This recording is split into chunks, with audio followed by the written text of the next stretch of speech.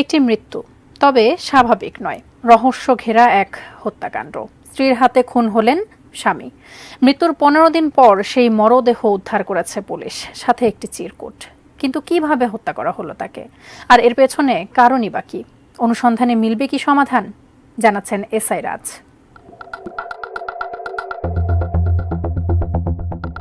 আরিফুল ইসলাম একজন জাপান প্রবাসী, আর পারভিন আক্তার থাকেন কানাডায়।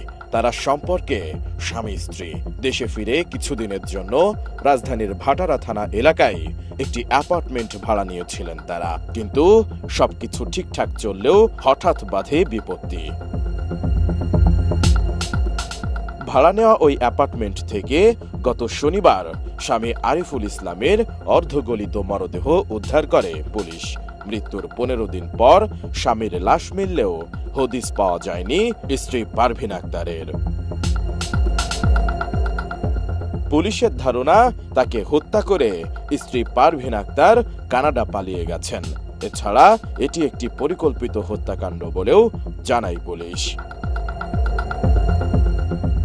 পুলিশ জানিয়েছে, আইনশৃঙ্খলা সূত্রে জানা গেছে নিহতের বুকে ও গলায় ছুরিকাঘাতের চিহ্ন রয়েছে। ঘটনাস্থলে মিলেছে হাতে লেখা চিরকুট ও কাবিননামা। 2021 সালের 31 ডিসেম্বর তাদের বিয়ে হয়। উদ্ধার করা চিরকুটে লেখা রয়েছে, আমার জীবনের শান্তি নষ্ট করে দিয়েছে এই রেপিস্ট, ব্ল্যাকমেইলার সে। নিজের ইচ্ছায় আমার হাতে ধরা দিয়েছে সে। নিজের হাতে এই রেপিস্ট ব্ল্যাকমেইলারকে মেরে শাস্তি দিলাম। বিশ্বমানের থার্মিক্স রড, সালাম স্টিল থার্মিক্স, দেশের একমাত্র থার্মিক্স রড। এদিকে অ্যাপার্টমেন্টের সিসিটিভি ফুটেজে দেখা গেছে 18 মে সকাল 6টা31 পারভিন আক্তার ওই অ্যাপার্টমেন্ট থেকে একাই বের হচ্ছেন। তার সাথে তার স্বামীকে দেখা যায়নি। বসুন্ধরা আবাসিক এলাকার সি ব্লকের 2 নম্বর রোডের 1 নম্বর ভবনটি মাটি প্রপার্টিজের।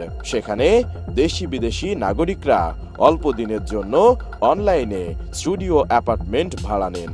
গত 17 মে আরিফুল ও পারভিন স্বামী স্ত্রী পরিচয়ে অনলাইনের মাধ্যমে 2য় তলা ভাড়া নেন। শনিবার বিকেলে ভবনের পরিচ্ছন্নতা কর্মী ঝাড়ু দেওয়ার জন্য দরজা ধাক্কা দেন। ভেতর থেকে সাড়া না পেয়ে বিকল্প চাবি দিয়ে দরজা খোলা হয়। এরপরই দুর্গন্ধ পান এবং দরজার সামনে দাঁড়িয়ে খাটে একজনকে শোয়া অবস্থায় দেখে চিৎকার দিয়ে ওঠেন। খবর পেয়ে পুলিশ ঘটনাস্থলে গিয়ে লাশ উদ্ধার করেন।